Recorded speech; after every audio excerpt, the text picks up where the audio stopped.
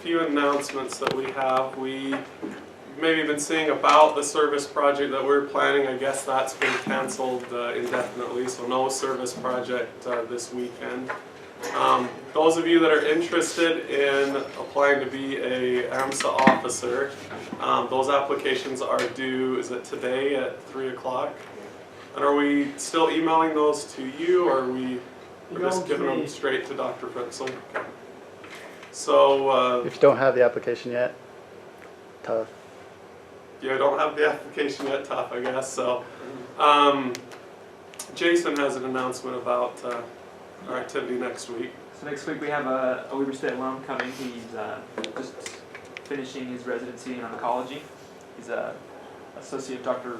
Trask, and he'll be in town next week. I think he's training in Chicago, and so he'll be here to kind of talk about this whole process of going through all that training. And also he's been on various admissions committees for residency and for med school, so it'll be good to hear his perspective. He'll be here to answer questions and stuff too. And then the week after that's our closing social, so it'll be at 5 p.m. At the venue, then we'll announce. So that's when we'll do officer elections. We'll do a drawing for the stethoscope and have lots of food and fun and find out who our next officers are. So definitely some good things coming up. Any other announcements from anyone else? Things that they want to share with the club? All right. Well, we're lucky to have Dr. Malan here with us today. He's some of you maybe saw from the sign. He's been a plastic surgeon for many years, and he's a Weber State alumni, so he's got purple running through his veins here. He's a proud Wildcat. He said he wanted his introduction to be very informal because he's an informal guy, and I'm sure if we had an introduction over his distinguished career, we might be going for 20 or 30 minutes, all the things and accomplishments he's had going. So we'll turn the time over to him, and we're glad to have him here. Thanks, Jared. Dr. Fritzler and the rest of you. I met everybody and shook everybody's hand except that one. Hi, Jared. Lee Malan.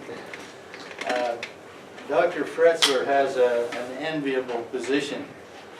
He gets to associate with you on a regular basis, some of you one-on-one, and sometimes if you're married, your spouse is trying to figure out what's going on in medicine, and that will keep him young and youthful a lot longer than if he was dealing with teaching people my age or getting us ready for rest homes.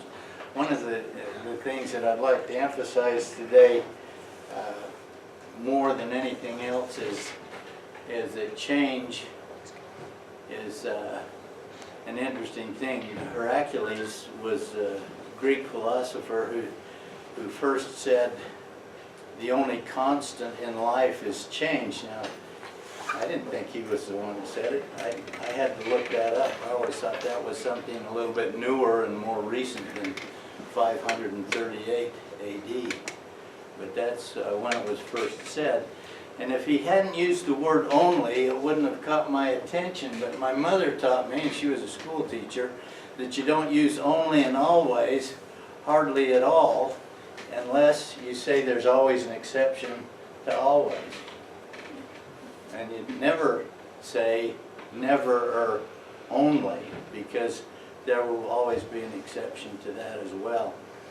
You already knew that. I didn't teach anything new there, but that's to emphasize the point.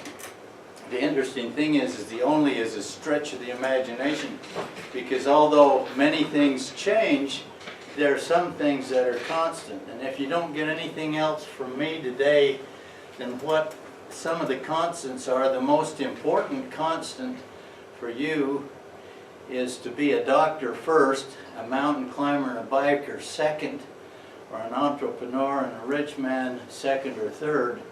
But the first thing you are, if you really want to be a contributor to people's lives, which you are, one way or the other, as a physician, then that should not change. That's a constant. If that changes, if it changes due to pressure and stress at home or in society or because of drugs or anything else you get into, then you've lost sight of your mission. And if that, and any of those changes are wrong. So the constant is are you personally dedicated enough to be a physician and have your first responsibility be the patient. And my trail, we could sing a song from my childhood, which if I sang it, none of it you recognize because it's even older than your parents. I shouldn't reveal it, but I will, just so that you know that I've been around a while. I'll be 76 in August. I practiced until after I was 75, and the only reason that I retired is because of bureaucratic systems. The IHC system is big in Utah, and when you get 72 now, you get a letter from them that say they've retired you from the medical staff and you have no longer any privileges to practice medicine in the hospital. The minute they take away your privileges in a hospital, you don't have the right to practice on the outside. Because in order to stay certified and qualified, financially invested in your own profession, you have to have credentials in a local hospital. Probably people my age ought to yell age discrimination because of that, because it is a discriminatory thing. I meet people every day that say, why can't we go to older doctors?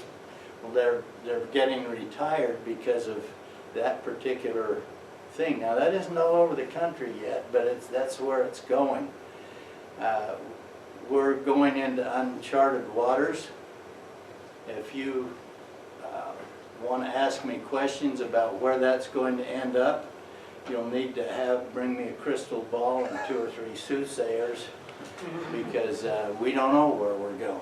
And so if you get too concerned about the Affordable Care Act, nobody knows what it's going to do, except that it is a step towards socialization. And we don't believe in socialized medicine in this country, although maybe we'll be forced to do that. You will live to see that. I may not. I started Weber State on a scholarship from Ogden High School, and it was in science. I had to declare a major, and so I declared pre-med because I knew that if I took a pre-med course, I could go into dentistry, I could go into medicine, I could go into veterinary medicine, and I could go into physical therapy. Those were the only 4. And so it seemed like every girl I went with was a nurse. And so when I'd go to pick them up at the hospital after, I'd meet doctors, and the doctors would look at me and talk to me and encourage me to be a doctor. I mean, that was a big deal in their minds, and it became a big deal in mine.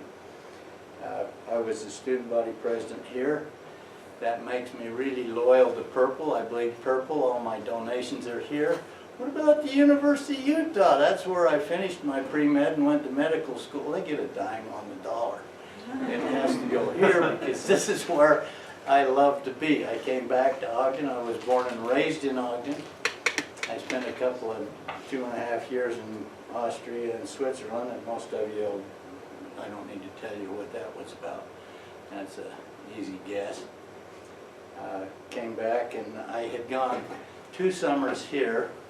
I went 1 summer at the University of Utah, and so that was 3 years of over 18 credit hours a quarter, and I applied for medical school after 3 years. So even back then, if you wanted to crowd the schedule and push on it, I always thought time was of essence and I shouldn't waste any.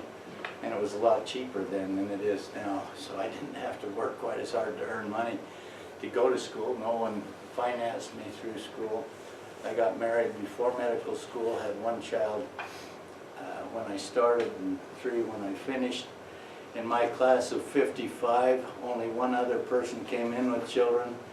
Only 2 of us were married, and those were the ones with children. When I finished, everybody was married, and there were some other children. The only reason I brought my yearbook, if some of you need binoculars to see, this is me. And so, you know, the only reason I brought it was so you could see that I didn't look as bad as I do now. and you're going to look, some of you are going to look worse, so. I've got, the Malan family came out of Piedmont, Italy, and I've got, you know, and I've been diluted with Swedish and Scottish blood and all that, but that one drop of Italian makes me dark-eyed, dark-haired, olive-skinned, and fortunately, until recent years, I didn't show my age, so people would come in and still put me in the 50-year bracket when I was over 70. But came home, got married, started a family, and was fortunate to be accepted at the University of Utah. Finished there, went to the Cleveland Clinic for 2 years in surgical residency. In 1967, 68, the draft started picking up every loose doctor that was out there. Most of us had signed up one way or the other, and they drafted me into active duty after 2 years of residency at the Cleveland Clinic. I had the promise then to return into the plastic surgery program because that's where I'd spent much of my time. That was my interest. The best 2 years of my life as far as financially to that point was in the military. I got a total of $24,000 a year, which was immense compared to the $400 a month I got in residency at the Cleveland Clinic. So don't feel bad if you get a residency program and they're paying you $40,000 a year and your wife or husband wants more money than that. That's a lot of money compared to $400. I had 3 kids and living in Cleveland, Ohio in a rather low rent district so that I could get by on that much money and still get through school. So I spent 2 years in the service in the Air Force, came back and finished my general surgery at the University of Albuquerque in New Mexico. And there are all kinds of stories that I could tell you that happened in between. Ended up finishing my plastic surgery residency in the Phoenix Plastic Surgery. This is not the College of Phoenix. They don't have anything that big yet. I always used to think Stephen Henniger was a second-rate college, and now it's, you know, there's every kind of college on everybody's street corner. They probably have, they've got 2 dental schools now that are going to be private. One of them's already going, another one's going to be going in Salt Lake, and 1 medical school apparently that's private. I don't know how these things work. I don't know how they get their professorial staff, and I don't know where they get their patients. And it doesn't seem to me the way to go, but again, that's the change that's taking place. I could throw out at this point an interesting thought. What are you going to do if you don't get in medical school? How many of you are applying? We know that Jared is applying this spring, and that's for next year, so he's got the best part of the, well, a whole year. If he gets accepted in December, they let him know between December and March, and he's still got to wait until August, I guess, or September to start. How many of you are that far along by the raise of hands that are applying? How many are first year pre-med students here? 1, okay. You hell-bent on leather, you gonna do it? Yeah. Or you're just kind of trying to test the water, see if it's a good thing to do? Oh, I definitely want to do it, but you know, I guess there is always that kind of uncertainty of, you know, what my next few years of undergraduate study is going to be like for me, and if that's going to be something I can sustain all the way to med school. You know, I just don't know. But for now, that's just something I really want. Well, I'm glad that you brought that up, that it depends on how you find the studies. That means if it seems too hard or too arduous or you don't like it, you can certainly change your mind. But you didn't say the one thing that I've heard all my life from patients: oh, I could have been a doctor, I just couldn't stand blood. Don't make me laugh. That isn't why they didn't go to medical school. They didn't go to medical school because it was too dang long. Or it was too dang hard. Or a combination of the two. And I have to say again, going back to childhood, that song, it's a long, long trail of winding into the land of my dreams. Each one of you will have your own story to tell about that, and the stories are worth writing novels about and making movies over. Each one of you is going to have some really, really interesting events if you continue on the course to get your MD. I will tell you one thing that somebody told us in medical school that I didn't believe at the time, that because, you know, in medical school, it seems like every day is a test from somebody. It's either biochemistry, or it's anatomy, or it's neuroanatomy, or it's endocrinology, and you live sort of, you eat a little bit of food, but not too much, or else you get diarrhea and nausea, vomiting, and the pukes and skithers. And so unless, you know, there's all kinds of you in a medical school. Some are going through without any strain because they got so much brain. But most of you will struggle to keep up with the curriculum and make sure that you qualify to graduate. There's all kinds of things that happen in medical school that are really funny. But anyway, my course actually I shortened it by making my pre-med course 3 years instead of 4. I shortened it because of an untimely death of a senior resident who was coming from New Orleans to finish his general surgery at the University of New Mexico, and they put me in a 4th resident spot instead of a 3rd resident spot because I'd had so many operations behind me in the military, and I kept track of all those and sent in to the board so that I could skip a year. So I actually got through in 13 years with everything that would qualify me to go out and become a solo practitioner in plastic surgery. And I spent 18 months of that training treating critical burns in burn units in Albuquerque and Phoenix. And all I can tell you about burn surgery is there's no injury that happens to human beings worse than a 50 or more % burn, 3rd degree burn of the entire body. If you can get those people to survive, balance their electrolytes, do the skin grafts at the right time, and get them through it, then that's a near human miracle. And some of you may end up going there, but that's a place that hardly anybody goes. Go ahead. Out of those 13 years, how many of those were in residency? The residency, the military counted 1, so basically that got me through in 3 instead of 4 years of general surgery, and then 2 years of plastic surgery, so 5 years instead of 6. One of the things that I probably just off the cuff should tell you, that the reason I'm not a family practitioner is there wasn't a family practice residency when I graduated from medical school.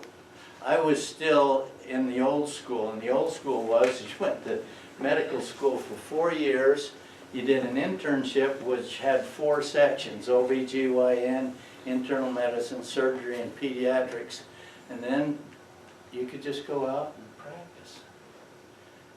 And there was enough going on then that I knew that this kid could not have enough knowledge of all of those areas to be safe as a physician. I'd be killing people or making them sicker than they were. Remember, you're going to make a difference one way or the other. You don't want to be a negative difference, but you will. I don't care how precise you are, how many good technologies you have, and the technology is incredible now compared to how it used to be. And some of it will make the diagnosis for you that we used to have to assume or guess at.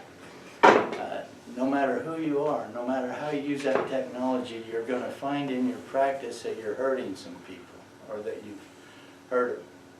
And you may find that you've killed them. Sad scenario, but true.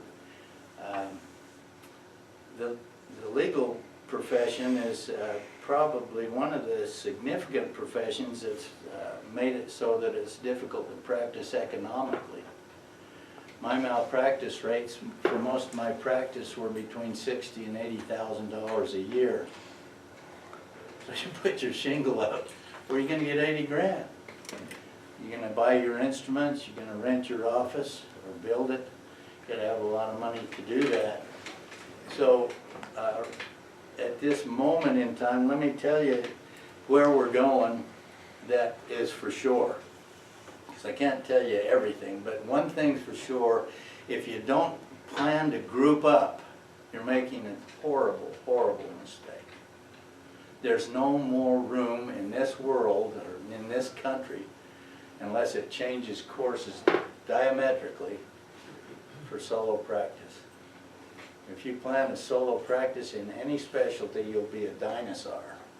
You know what happened to them. And that'll happen to you. And it's happened, if I had a look at all of the doctors in Utah and find out where they're practicing, the only ones, except for a few exceptions, that aren't plastic surgeons are in groups. And so plastic surgeons who have thought they were so hot are idiots. Because the reason we haven't been able to group up is because of the individuals who choose you as their doctor, and there's too much ego concern. The lawyers, we had a lawyer that was also a plastic surgeon who said, here's the ego of a normal doctor, and here's the ego of this is the ego of a normal doctor, this is the ego of a plastic surgeon, but this one's hurt by every little thing that they don't like criticism for. So if you go into a group, what happens if I do a facelift and I leave town for my partner to take care of, and the partner doesn't do the same thing for the patient that I told the patient I was going to do a thing for?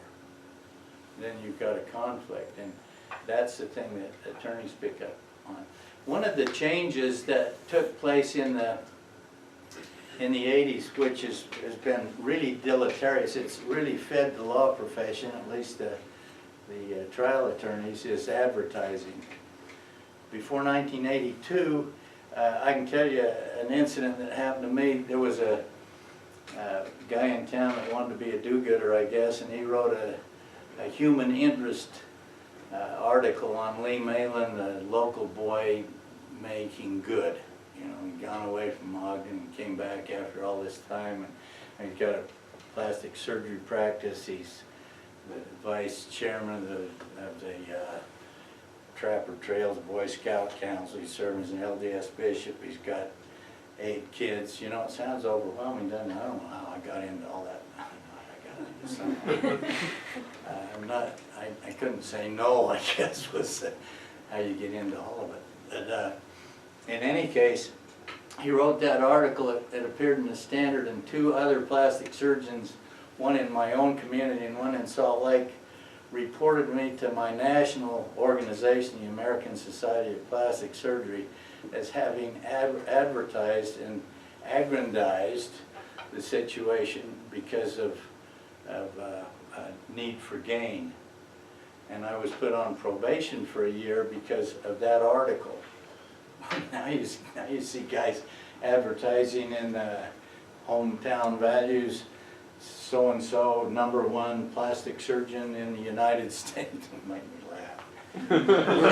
That's really critically stupid. You know, and untrue.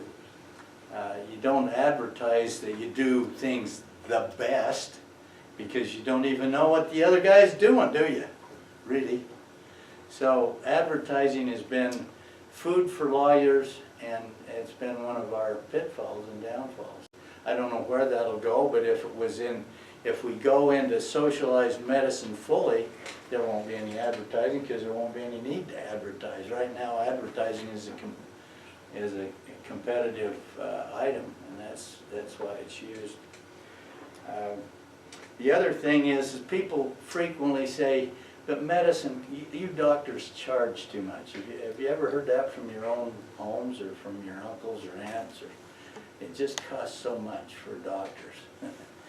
That one's a real laughable. That one's probably the biggest joke I could tell you without making it funny. I mean, you know, I don't see too many of you laughing, but you know what? You know what's driving medicine off the edge as far as the expense of medicine? Insurance companies?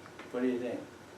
The very thing that has, well, let me throw this out to you. Sir William Osler, who was one of the prominent surgeons of the last century, right at the turn of the century, was asked to define medicine.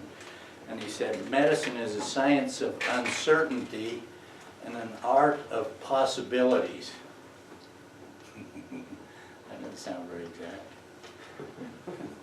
It's a science of uncertainty and an art of possibilities. It sounds like a good way to say, we just take an educated guess. But that's what it was. Even when I started practice here, all I needed to be successful was a set of good tools, my hands and knowledge, and a place to practice. And then along came liposuction. That machine cost $30,000. I thought that cost me more than all my instruments. But that was cheap compared to $110,000, $150,000 lasers and all these other kinds of technologies that have occurred to reduce fat and cellulite, most of which don't work unless you got a lot of money and you keep repeating them. So why is it so expensive to practice medicine?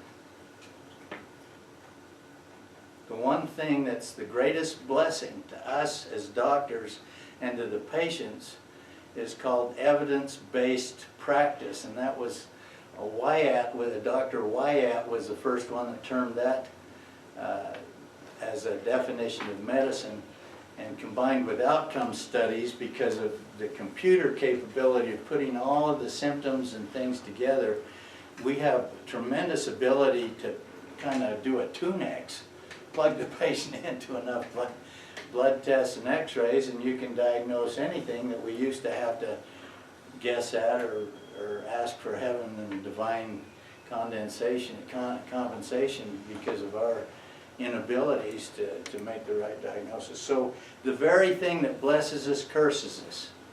The reason medicine is so expensive to practice is because hospitals look like hotels, don't they? You could practice very safe medicine in regular buildings with austere walls and clean floors. You wouldn't have to change the carpets and the wall coverings every time the other hospital across the street or down the way did it. And you wouldn't have to get a new MRI machine because yours worked fine, but the one down the street or around the block and down the corner, around the corner and down the street, got a new MRI machine you didn't have, and you were afraid that patients would go there. So technology is why it costs so much. And technology is always ahead of us. We can't ever get a real grip on it and use it perfectly until it has the next better technology coming out. So if I buy a $150,000 laser, by the time I get through with the 4 or 5 years it costs demographically to get it paid for, there'll be a better one than that one that does not only what it did, but does it better. But there's no place to sell the first one, and the maintenance contract on the first one is $13,000 a year. And if you don't get the maintenance contract and any little part goes out, it costs you $15,000 to replace the part. See where I'm going? Now, that just opens the door for the Affordable Care Act. You notice I'm real careful on the way I use the name. I haven't said anything about the President of the United States. Because I don't know who likes him and doesn't. I like him. I just don't like the fact that he can't produce what he says he will. But nonetheless, technology is why it's so expensive. In my office, which used to be across the street, if you go right out of this only entrance you can get out to the south end of the campus, and you look across the street, there's nothing but rubble. That was my office for 40 years. So things change, and they change different than you'd like them to. That was going to be 1/3 of my retirement, to have another doctor take over that office and buy me out for $500,000, a little bit at a time over a period of years. But without a building, can you sell a practice? Zippo if you're a surgeon, especially if you're a plastic surgeon. Because most of the income from plastic surgeons is cosmetic surgery. And you can't afford to do it in the hospital because the hospital costs too much. I'll give you an example. Where are we going time-wise? Are we meeting About at 1 o'clock. Okay. If I did a breast reduction on a heavy-breasted woman in my office surgical suite for $5,000, which was my last act when I had the office there, I could make about $2,500 on that operation. The rest went into overhead. If I got approval from an insurance company, any insurance company that might approve that operation, there were a few that did, not many, but the ones that did, would then pay, the third party payer would pay the hospital what they wanted, which was $18,000, and still me the 22. Doesn't that seem a little off center?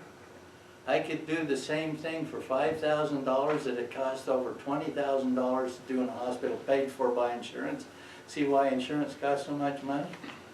Because hospitals charge so much. Now why do hospitals have to charge so much? They got 15 people doing janitorial that aren't working. They've got a tech that's helping a surgeon in the operating room, another tech that's helping the tech. They have an RN that has to be in there that's reading a book or planning her next vacation, and the anesthesiologist. Oh, by the way, being an anesthesiologist, if that really interests you, that's the best part of the whole profession, because you never have to fight for any patients. They just are fed into you, and you just see them. Hello, ma'am, you're asleep. Hello, you don't even stay around now to say good morning. You're awake. You're gone by the time I wake up, because they're in the recovery room, and you're home playing golf. So anyway, the anesthesiologist, he's got you on this sophisticated technology, and if he watches it once in a while, it works fine. And the only reason you really need one is in those few cases that go bad. Everybody that delivers a baby could deliver the baby at home or any place else with the assistance of one other person, or maybe even alone, and do it and have a viable baby, except in about 10%, and they'd all die, including the mother. So you need a doctor on board for the 10%, but you furnish the doctor for everybody, because you don't know who the 10% is going to be, do you? So we're stuck with that kind of stuff, and it's really good to have the right people on board when you're operated on, or when you're doing something like having a delivery. Nonetheless, the expense is the open door for managed care. We haven't managed our own ship well enough to keep managed care from coming in. And advertising has made it really interesting. Think about it for a minute. We've got this technology that if you use properly, you can, with 99% of the cases, make the right diagnosis. Now the patient may not want the diagnosis.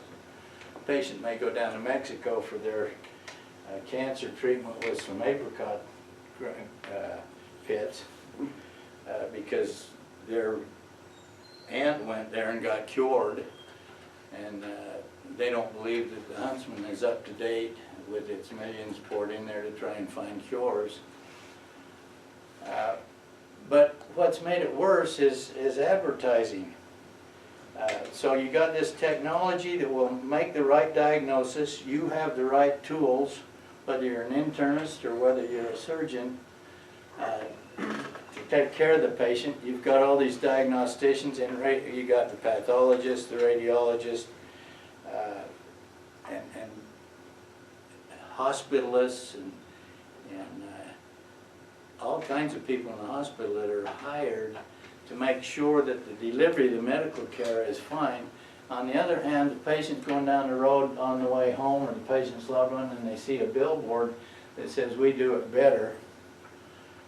They get on TV and they find out that if you've had any medication that you have a side effect from, Robert DeBry or somebody else is going to pick up on that. You better give them a call. I'm on 6 medications right now, every one of which I guess I could call a lawyer about. Haven't had the real bad reactions, but you know, I'm on a blood thinner, so I look like I'm rest home bait, but you know, other than that. So what's happened is the technology's increased. The Tunex machines are better. We know how to diagnose and treat things better than we ever have, but the patients are more mixed up than ever. Yeah, and there's another reason why they're mixed up. It's because doctors don't have a unanimity of their opinions. You go to one doctor and the doctor says this, you go to another doctor, same kind of doctor, and you get a different way that they should be treated. Has anybody experienced this before?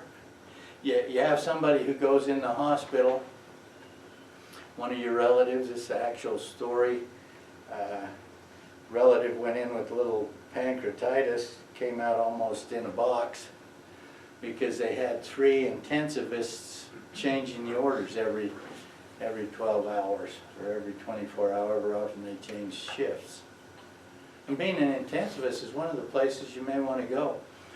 One of the groups that you'll be protected from income-wise from everything is working for the government, working for a hospital, or working for a big organization. And the reason that that's better, even though you may not get as much money as if you're in a more private-oriented group, is because they'll have better retirement and better hospital and better health care benefits. So I'm sitting on this end of the stick that I thought was going to be so great to retire, and you find out because of the stock market, because they plowed my office under, that your retirement isn't what you thought it was going to be. And basically, if I'd have stayed in the military, I'd have retired as a general at age 49 with $115,000 a year of retirement, and I could have come out and done what I did anyway. I was a little short-sighted because the family didn't want me to stay in the military. They wanted to come home where Grandma and everybody was. And so you're going to have to look around. I guess that scenario is, I tell you that simply because kind of try to look to the future. The past you're going to learn from, the future isn't here yet, and you're living right now, and it's tough enough. Do any of you find any of your classes, by the raise of hands, don't be afraid. Dr. Fessler will turn the other way if you want to turn the other way. How many of you find classes difficult? Some of your courses hard. Am I the only one that did? Not most of you do. So it isn't an easy trail to go on, but you'll be able to do it. You might want to look in the mirror every morning and say something like, "There's no chance, destiny, or fate that can hinder, circumvent, or control the firm resolve of a determined soul." You got to have something in there that might work. Or Shakespeare said, see how do you say it? What in passion we propose, the passion passing, doth purpose lose. I mean, will you lose faith in yourself? Will you lose faith in your objectivity? Will you lose faith in your goal because of the severe nature of a course? You may take a course from somebody that's not like Dr. Fessler, who probably is fun to take a class from. You may take one from somebody who writes equations all over the board that just got his PhD accepted at Harvard, and you're trying to, you write all that down, you don't know what it means, and then he gives you tests on that, and you get a D. You're in medical school, you've got to get higher than that to graduate. And, that was my story. Fortunately, there's one guy in our class that was as smart as the guy that had done the Harvard dissertation, and he found that he'd extrapolated one part of the equation so that it would work out for the result, but he couldn't. It was sort of like the missing link, had never really been found. Well, Shanklin saved our hide because he found that, went to the head of the department, and they heard the physiology department said, "Well, you can't take a test on that, it's bad material." And that was the first time in my life I thought they'd make a mistake at Harvard on a PhD dissertation, but those things happen. Again, you're going to go through some really interesting experiences. I think the most interesting experience I can tell you, war story in medical school, is after the first quarter. We're on the quarter system. So I imagine after the first semester, it even was worse than it was then. But in the first quarter, our 55 people in our class, 50 of which were male, decided to play intramural football for relaxation, you know, to just get the pressure off. So we did the A intramural sign up, which was everybody that wasn't on the team at the University of Utah that had played football somewhere that was a lot better than most of us had been. Most of us hadn't been on any team since Little League. And we played flag football for the first quarter, or the second quarter. And we were, my mother got a little upset because I wrote home and said we didn't have cell phones. Right? We didn't have anything except long extension telephones and writing a postcard. And Mother got upset when she found out from the school newspaper that instead of the running Redskins, which was the football team, or any of the athletic teams at the University of Utah, our medical school intramural team was the running Foreskins. Didn't like that too well. And one of the girls' mothers in the class, and this girl has become a famous pathologist since. She was a dentist daughter, and her mother wanted her to withdraw from medical school because she said, you're associated with all those coarse males and all those things that you're going to learn about. You have to learn mnemonics in order to remember all this stuff in anatomy, and some of you already know those. You know, does anybody know the hand ones? Yeah. You know, lunite and all that stuff. Never lower Tilly's panties, mother may come home. Mother didn't like that one either. She liked the one about the 12 cranial nerves on old Olympus, tiny tops of fin and German gruesome hops. She didn't like the hops deal, but because she was fairly religious, but at least she thought it was funny. So anyway, it's interesting. We won the intramural championship, but we cheated. But nobody knew we cheated except we knew we cheated. I mean, in the paper it said that we won. And the reason we cheated is Holly Hogle, who is a Hogle Zoo heir apparent and is still alive, good general surgeon until he had a stroke. Holly had the best arm in the group, and so he was the quarterback.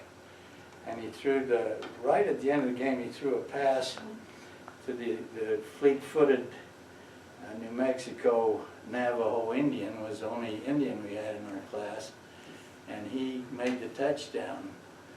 But he'd been touched. His flag hadn't been pulled, but he'd been touched. He knew he'd been touched, and so the guy that touched him knew he'd touched him, but he denied he'd been touched, and so that's what they believe. So anyway, we won that. The next week, there were 5 chairs outside the anatomy instructor's private office, and each one of us on the football team took those 5 chairs as the other 5 finished and came out, and we all had the same particular question asked. You'd sit down, I remember it really good. Dr. Malan, you want to be a doctor or do you want to be a football player? And obviously he said, I want to be a doctor. And I said, well, you better get going because every one of you guys on that team flunked my last test. So wake up call, you know, I don't think they've had an intramural football team at the University of Utah since then, but you might be tempted to do something like that. And then there's all kinds of personal things that happen in medical school. If you want to see probably an old film, it's kind of probably in today's world is at least highly R-rated. They didn't rate them in those days, but it's a film with George C. Scott in it called The Hospital. And it'll show what I'm about ready to tell you, but you'll see this happen, and this is terrible. We had a guy when I was on the internal medicine service that I had gone down to the dermatology clinic to see because this Asian gentleman who spoke no English at all had fallen on the floor because he'd had to, as it turned out, because he had to wait so long for his appointment. So he'd been sitting there for a couple of hours and finally fell asleep and fell out of his wheelchair on the floor. He'd come from a rest home. So, you know, it's a medical school. You do an EKG. I do a lot of fancier things now, but we did an EKG. The EKG showed an infarct. We sent him up to the floor. I checked the records and found that the infarct pattern was probably 3 or 4 years old. He hadn't had a new one. He just went to sleep and fell out of the chair. So I called my chief resident and said, we don't need this guy in the hospital. He didn't have an MI. And he said, you better call the rest home and tell him to come get him. So I did, but they'd already closed services for an ambulance to take him back to the rest home. So he had to stay overnight in the hospital. Well, then we had one of our class members that was doing a study on random urine samples. And so everybody on both the surgical and medical wards had to give a urine sample so that Len could find out whether they had bacteria in their urine, because he was writing a paper on that. So this old guy had bacteria in his urine. So on rounds the next morning, I announced that we were sending the old gentleman back to the rest home because he really didn't have an MI that was recent. He just fell out of the chair because he was tired. And my buddy in the same class said, no, he can't go home because I started treating him with antibiotics. Now in today's world, that'd just be an outpatient deal, but back then you kept him in the hospital. So he had to stay in the hospital for 5 days to be treated for a urinary tract infection. They transferred him from the medical ward over to the surgical ward because they needed a medical bed. And there were only 4 buildings at the University of Utah at the time. Reminds me of this campus. I went to this campus when there were only 4 buildings here, sort of. Just they were bigger buildings there, but had this kind of classrooms. We didn't have those buildings 1, 2, 3, and 4 here. Anyway, over the weekend he got a little bit confused and the nurses couldn't communicate with him. He jumped the rail and broke his hip. So the orthopedic service took him up to surgery, put a Riordan rod in his hip, brought him back, and within 24 hours he threw fat embolism to his brain and died. And nobody did anything particularly wrong, but that was just a scenario that happened. Now that happens, that kind of thing happens in every hospital in this country probably at least once a year, even with everybody trying to be careful. So again, maybe it's a little entertaining, maybe it brings you to the thought, gee, where am I going to fit in? How am I going to practice so that doesn't happen to me? And hopefully it won't. But I'm here to tell you that no matter how careful you are, don't let your guard down if you're a physician, because you'll need to stay sharp. So what can make you less sharp than usual? Not enough sleep. If you're a surgeon, I think that this water that we don't know we're going into is going to be better because everybody will be in groups. And when we get in groups, then you'll have more free time to sleep and to bicycle and to climb mountains and to be with your kids than if you're in solo practice. If you're in solo practice, you're responsible for every patient all the time. One of the changes that's taken in my own profession, does anybody here want to be a plastic surgeon, by the way? Okay, let me tell you what's ahead there. Just, is your feeling that you want to be a plastic surgeon because we treat everything from birth defects like Crouzon's and Apert disease and cleft lips and cleft palates? That's one of the reasons I wanted to be, because there wasn't very much cosmetic surgery being done when I was in medical school. So I thought it would mostly be these wonderful procedures on these little kids that really needed it. And then there's burn rehabilitation surgery with all the grafting and flaps that we do, and all the materials we can use now that we didn't have then. We did have we still have craniofacial surgery, but we used to have orthognathic surgery. When I came to town, I did all the jaw setbacks and all the fractured faces, but we have oral surgeons that can do that now. and so they get most of it. And then after all said and done, you've got cosmetic surgery. There's no possible way in private practice or even in groups that a plastic surgeon can make a good living without cosmetic surgery. But guess what's happened? It's the only specialty where the crossovers are total mergence. We used to argue for years in our society meetings, how do we keep the ENT surgeons just doing what they're supposed to do? Or how do we keep the OBs just doing what they're supposed to do? It seems like, to me, there was always enough in my specialty to keep up with it and do it right, that I didn't need to go do somebody else's. And then I used to ask myself the question, why then does somebody else, and in the day, back in the 70s, it was ears, nose, and throat doctors. Now they're known as facial cosmetic surgeons. They renamed their whole specialty, cosmetic facial surgeon. So they can get American board certified in facial cosmetic surgery if they're ENT surgeons. Well, we had to quit arguing for a while because it was counterproductive and it just seemed like turf wars.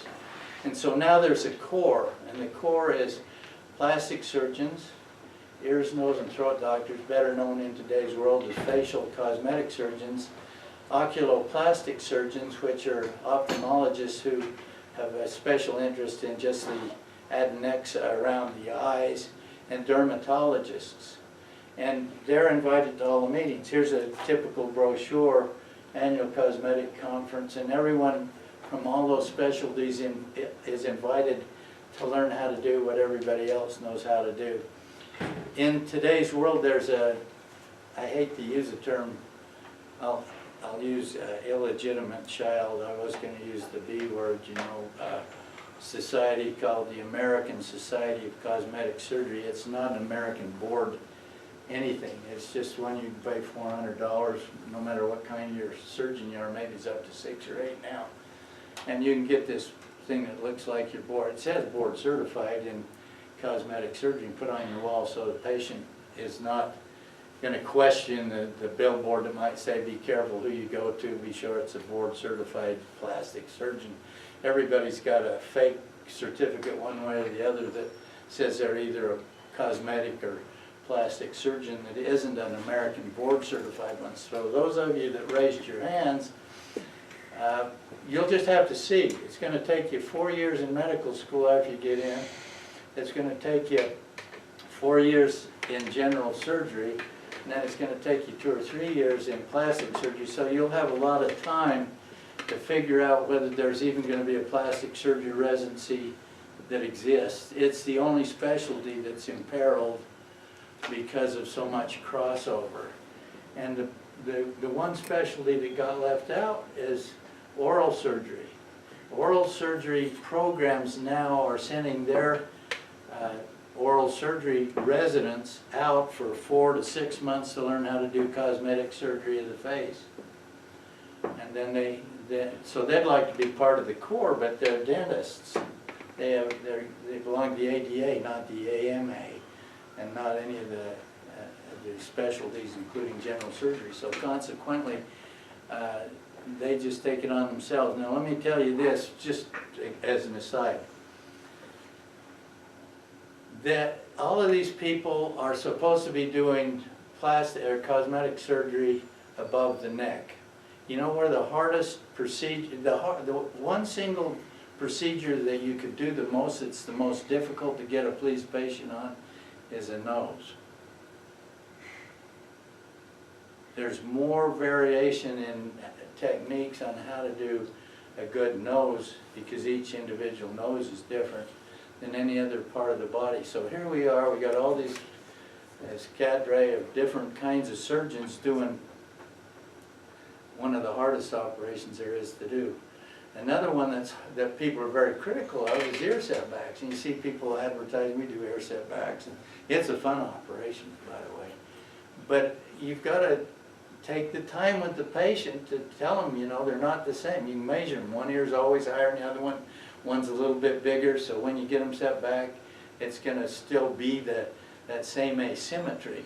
You can't do a facelift and have both sides look the same because they didn't in the first place. You can't even do breasts and have them look exactly the same because they never were in the first place.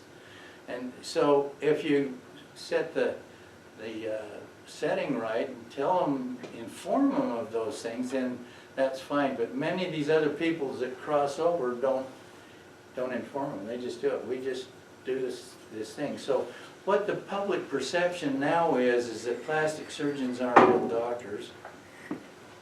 That's cool. Took me, the only residency that was as long as plastic surgery was the thoracic surgery or neurosurgery. The rest of them are all shorter than that.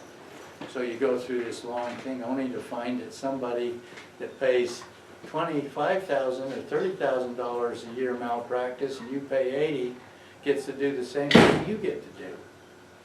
So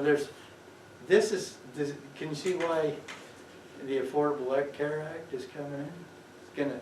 It takes away a lot of initiative, but it can straighten out a lot of internal problems. And it's those internal. We've got a osteopathic gynecologist in Salt Lake with an oral surgeon that sued the Utah State Plastic Surgery Society because we intimated on one of the billboards that was just a choose the right doctor type billboard, that intimated to the public that they weren't real, and we didn't even name them. So, I mean, this kind of stuff's going on, it's terrible. So that, again, opens things up for the socialized medicine. I just have a general question for you in regards to the kind of patients that you do cosmetic surgery for. A surgeon I shadowed a couple summers back, he said he didn't go into plastic surgery just because, to his perspective, plastic surgeons treat patients with cosmetic surgeries are inherently unhappy, is the words he used. The surgeons are unhappy, or the... No, the patients are inherently unhappy. They're not happy with the way they look or with, the way their body is, and so that's why he decided, plastic surgery is definitely not for him. I wanted to ask you your perspective. The patients that do come to you for, what other job, whether it's a nose or, breasts or whatever, what kind of patients are the ones that request those? And if most that's of them true, are normal people. They're not wealthy, and most of them aren't vain. There's a difference between surgery for vanity and surgery for upkeep. And most of the patients are doing it for upkeep. So 90% or better of all the patients that you operate on, if you do it carefully, especially if you've informed them properly, are very pleased. And 10% of them will never be pleased, but never were before. So how I had a lady one time that came in that were honest, there wasn't anything that you could really do for her to make her prettier. And she said, I want to be pretty. Where are you going to start? And I looked at her, and my only thought was, death and resurrection.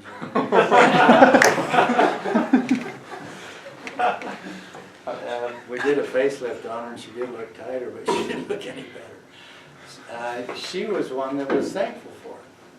But you might find another one that's nearly perfect, and those are the kind that probably, if you should turn them away, but somebody's going to do them anyway. The reason, does anybody have a question on why Michael Jackson got over-operated on?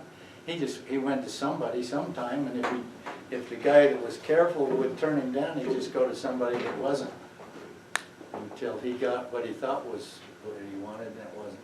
Well, probably enough of that. I didn't give you the 5 things that you should tell them if you're interviewed. First, the first thing is you don't want to be a lazy American. And obviously, if you're a doctor, you've got to study, you've got to get CMEs, you got to go to conferences, you got to keep learning. So you can't go home, put up your feet, kick your wife or your dog to go get the paper and watch TV. So that's one of the reasons you want to be a doctor. Another reason is that nobody will ruin your reputation unless you do. So the minute you enter a town and start your practice, you have a good reputation for your family and yourself. The third reason is it has better longitude and latitude than any other profession there is. There's all kinds of ways you can learn it. You can do research. You can practice in the dark like a pathologist, or be out front like a cosmetic surgeon. There's all kinds of specialties in between and all kinds of ways to practice. The one way that doesn't exist now is private practice. You've got to find a way to practice in a group with good health care coverage and good retirement. If you fail to do that, you'll be disappointed in the long run, no matter how good you are. And the fourth thing is that you will have something that nobody can take away from you, even if some foreign power takes over. They'll kill, unfortunately, Dr. Fressler, they'll kill you because you're a teacher. And so they'll kill the teachers, academicians, they'll kill the priests. They won't kill the doctors because the doctors they need, you know. God didn't make people so they don't fall apart. And remember that, because the most important person, if you're a doctor, is not you. It's the patient. If God had made people more resilient, we wouldn't need doctors. If we didn't need doctors, we wouldn't need hospitals. If we didn't need hospitals, we wouldn't have insurance. So it's the patient that comes first, and if you keep that in mind, it'll never let you down. And then the very last reason that you want, but don't emphasize this too much, is it'll allow you to do service, which is its own reward, but that's what'll make the difference.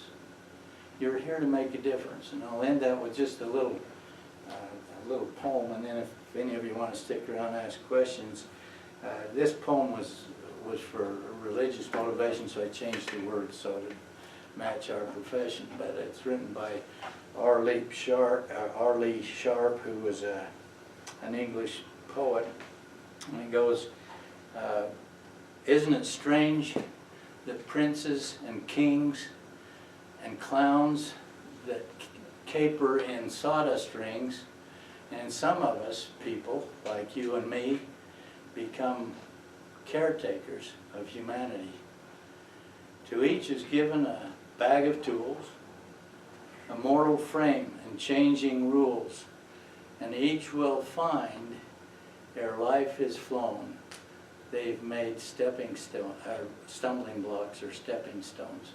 My wish for you is that you'd always make stepping stones for yourself and for your patients, for your family. I hope things will work out. You're going to get into something that's really busy, and it'll be fraught with some stresses because it takes you away from family and other obligations much of the time. Again, give it your best, but remember the patient first and your other activities second. No matter what you're told at church or someplace else, that's where it's got to be. If you've signed up for this kind of deal, you got to take care of those people. That's what they expect. So, good luck and God bless. Any questions? I'd be glad to entertain. Plastic surgery may, I'd keep your eye on it. It'll either be there or it won't by the time you get that far along. I would predict in the next 10 years it may turn into something else because there's too many people doing it. The oral surgeons, interestingly enough, are coming in. We've got 2 of them in Utah that do tummy tucks and breast enlargements and the whole bit, and they're dentists, but there's no rules against it. There's no laws.